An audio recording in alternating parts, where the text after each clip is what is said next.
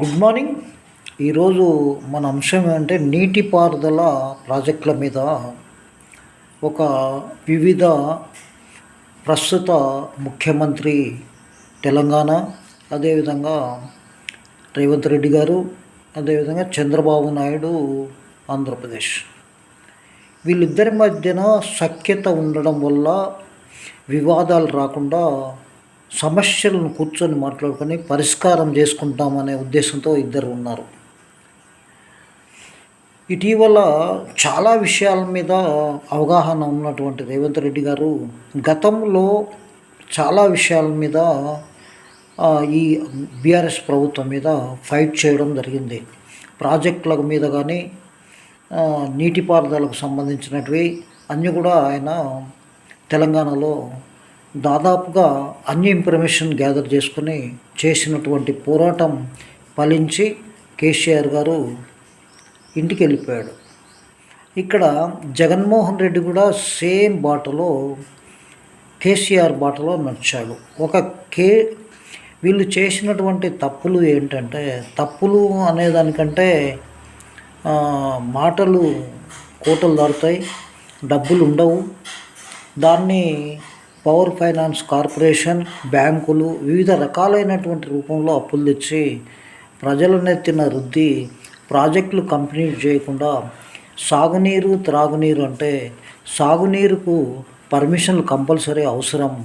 రకరకాలైనటువంటి problems, pollution permissions కానీ, forest వాళ్ళవి కానీ ఇవన్నీ ఏమాత్రం తీసుకోకుండా కేవలం త్రాగునీరు అని పేరు చెప్పి సాగునీరు కోసం కాలువలు తవ్వి రకరకాలైనటువంటి వేల కోట్ల రూపాయలను వీళ్ళు ఖర్చు పెట్టడం జరిగింది. ఇదంతా ఎవరి ధనం? ప్రజల యొక్క ధనం. రెండు రాష్ట్రాల్లో కానీ తెలుగువారి యొక్క మనోభావాలను దెబ్బతీస్తూ సెంటిమెంట్ని క్యాచ్ చేసుకొని అధికారంలోకి వచ్చినటువంటి రెండు పార్టీలు ఇక్కడ కానీ అక్కడ కానీ వీళ్ళ యొక్క సెంటిమెంట్ ఫెయిల్యూర్ అయిపోయింది.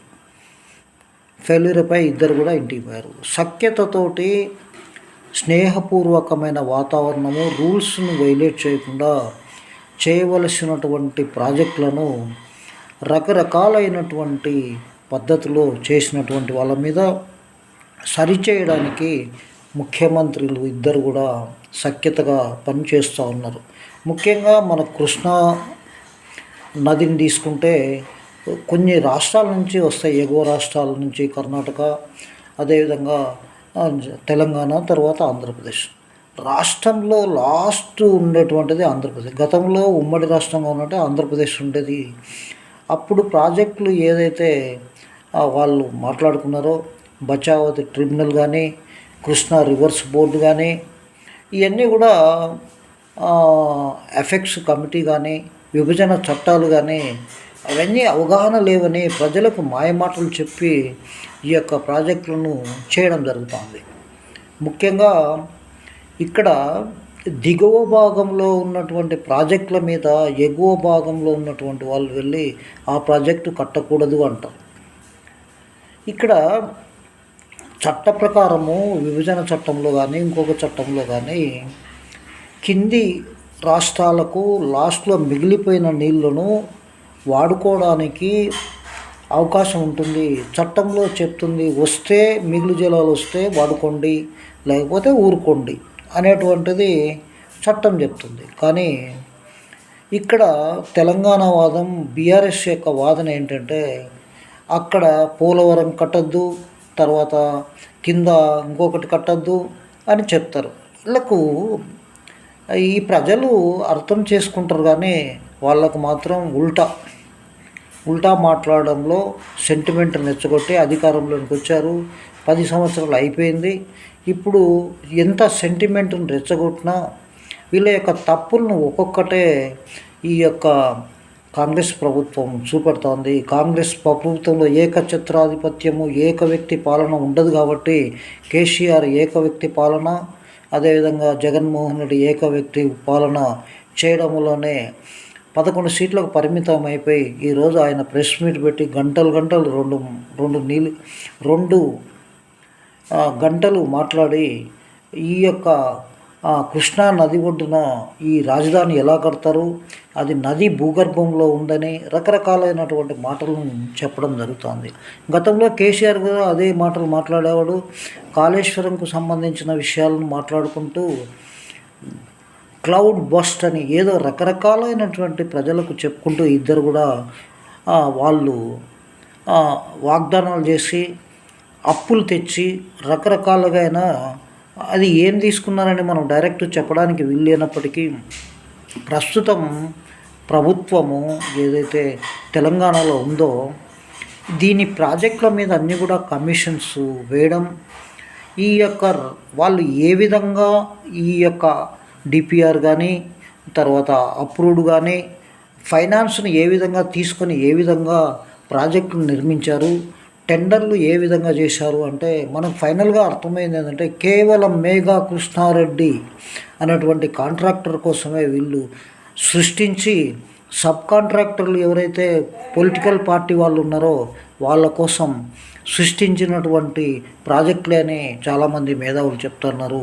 ముఖ్యంగా ఇక్కడ తెలంగాణలో మేఘా కృష్ణారెడ్డి కాళేశ్వరం, నెక్స్ట్ జగనన్న కూడా ఆయన అధికారం వచ్చిన తర్వాత పాత వాళ్ళని తీసేసి కొత్తగా మళ్ళీ మేఘా కృష్ణారెడ్డి సొరంగ మార్గంలో లిఫ్ట్లని ఇవన్నీ చేసుకుంటూ లిఫ్ట్లకు మోటార్లు ఇవన్నీ easy earn to money is దీంట్లో భాగంగా తెలంగాణలో ఈ లిఫ్టు కాళేశ్వరం చేసుకున్నటువంటి సీఈగా ఉన్నటువంటి హరిరామ్ గారు జైలు వేరు, ఇంకా దానికి సంబంధించిన వాళ్ళందరూ కూడా జైలు.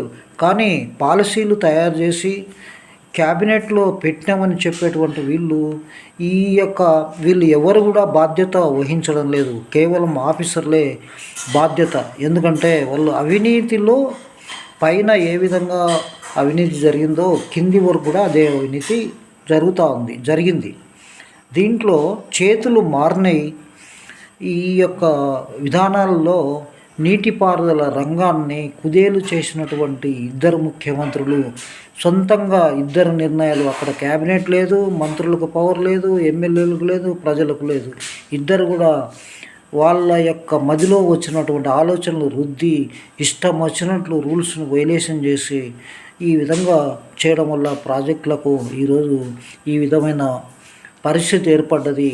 ఈ రాయలసీమ లిఫ్ట్ కానీ ఇంకా రకరకాలైనటువంటి పాత ప్రాజెక్టులకు మీరు అసలు బడ్జెట్లో పెట్టకుండా ప్రాజెక్టులకు టెండర్లు పిలిచి అది ఎన్ని సంవత్సరాల్లో అయిపోతుందో ఎవరికి తెలియదు. ఇది రకరకాలైనటువంటి సొరంగ మార్గాలు, ఆ మార్గం ఈ మార్గం, లిఫ్ట్లు అని చెప్పి ఈజీగా ఆ లిఫ్ట్లు పనిచేసే లోపలనే అది ఎన్నో సంవత్సరాలు నడిచి పనికి రాకుండా త్రిప్పుబట్టే అవకాశాలు మోటార్స్ ఉన్నాయి.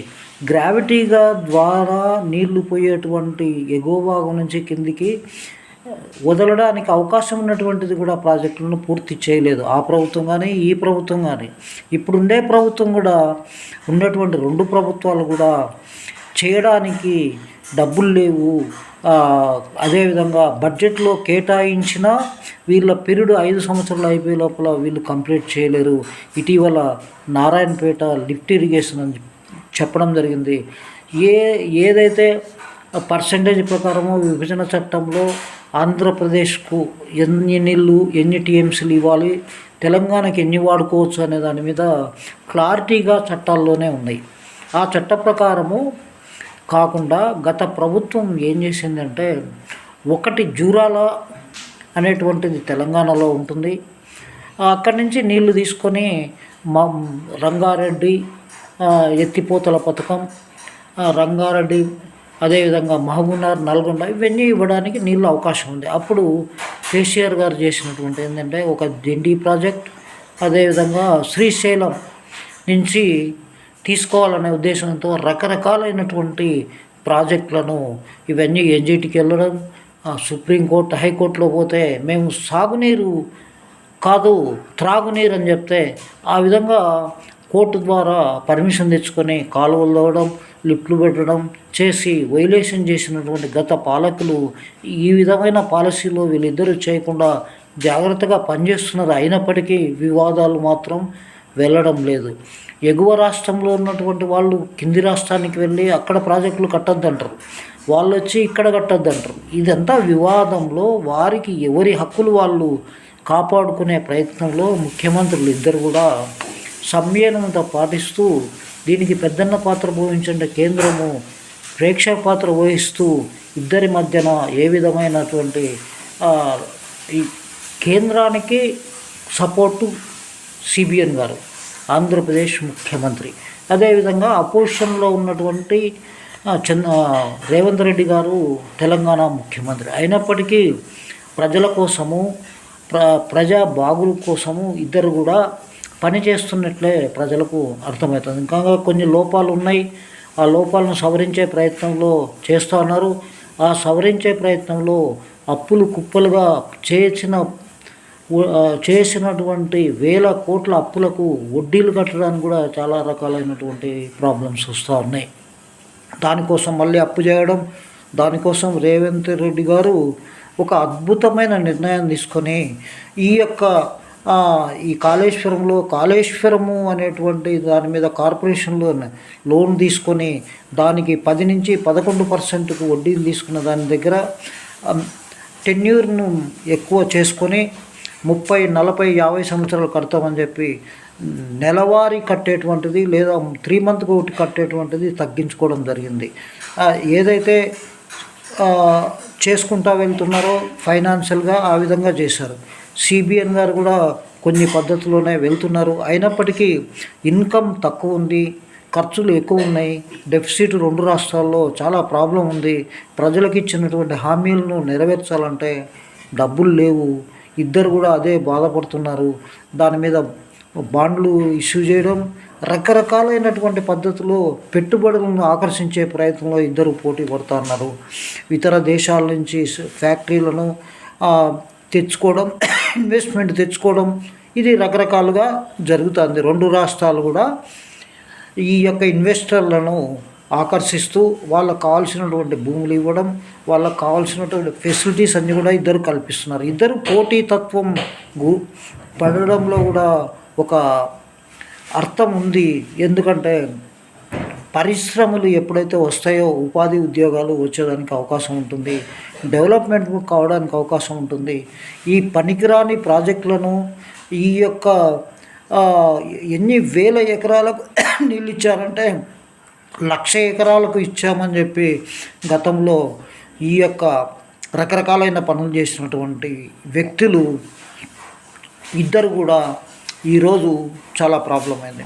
నేను చెప్పబోయేది ఏంటంటే మీరు 5 ఇయర్స్లో ఏ విధంగా, ఇప్పుడు దాదాపు 2 సంవత్సరాలు అయింది. నిన్న మీటింగ్లో కూడా అదే మేము చెప్పడం జరిగింది. నారాయణపేట లిఫ్ట్లో కూడా మీరు 5 ఇయర్స్లో ఏమి చేయగలుగుతారో అది కంప్లీట్ చేయండి. మీరు టార్గెట్ 36 మంత్ పెట్టుకుంటే మీ ప్రభుత్వం పోయి వేరేది వస్తే ఇబ్బంది అని కూడా చెప్పడం జరిగింది. కాబట్టి మీరు ఏదైతే బడ్జెట్ అనుకూలంగా ఎంతవరకు కంప్లీట్ చేయగలుగుతారో అంతవరకు బడ్జెట్ను ఈ యొక్క గవర్నమెంట్ ఆఫీషియల్స్గా ఉన్నటువంటి సి గారి పేరు మీద కానీ ఈ గారి పేరు మీద కానీ డబ్బులను మీరు అకౌంట్లో వేసి ఆ డబ్బులను చూపించిన తర్వాత టెండర్లు పిలవాలని కూడా చెప్పడం. ఆ విధంగా ఉన్నప్పుడు టైం బ్యాండ్ ప్రోగ్రామ్ జరుగుతుంది.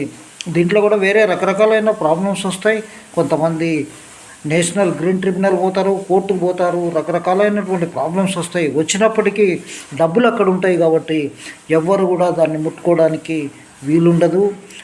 నెక్స్ట్ ప్రభుత్వం మారినా కూడా ఆ డబ్బులు అదేనే ఉంటాయి, దానికి వడ్డీ వస్తుంటుంది. కాంట్రాక్ట్ బిల్స్ చెల్లించడానికి ఎలాంటి ప్రాబ్లం ఉండకుండా కేంద్ర ప్రభుత్వ పాలసీలు తీసుకోవాలని కూడా మేము చెప్పడం జరిగింది. అదే పద్ధతిలో అవలంబించినట్లయితే 2 రాష్ట్రాలు కూడా ఈ యొక్క నీటిపారుదల రంగం బాగా రైతులకు మేలు చేస్తుంది తప్ప అట్లా కాకుండా ఏదో హామీలు ఇచ్చాం, ఈ ప్రాజెక్టు కడుతున్నాం, ఆ ప్రాజెక్టు కడుతున్నాం వీళ్ళు అని స్వప్రయోజనాలకు ఓట్ల కోసం చేస్తే ఖచ్చితంగా 2 రాష్ట్రాలు కూడా ఇబ్బందుల పాలవుతాయి.